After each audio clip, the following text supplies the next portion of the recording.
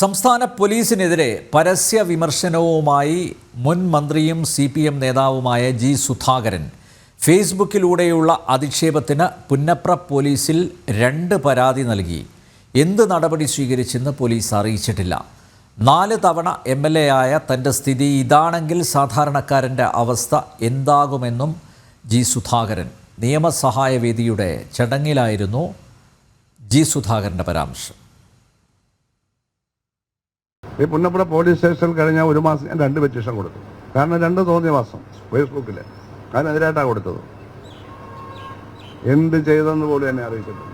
ഗുരുതരമായിട്ടുള്ള തെറ്റാണ് കാണിച്ചിരിക്കുന്നത്. ഫേസ്ബുക്ക് നിയമങ്ങൾക്കെല്ലാം എതിരാണ്. എന്ത് ചെയ്തെന്ന് പോലും അറിയിച്ചിട്ടില്ല. വന്നു പറഞ്ഞു, മാപ്പ് പറഞ്ഞു എന്നൊക്കെ പോലീസ് ഓഫീസർ പറഞ്ഞാൽ നിങ്ങൾ അതിൻ്റെ കോപ്പി ഇങ്ങോട്ടതാ. കോപ്പി തരത്തില്ല.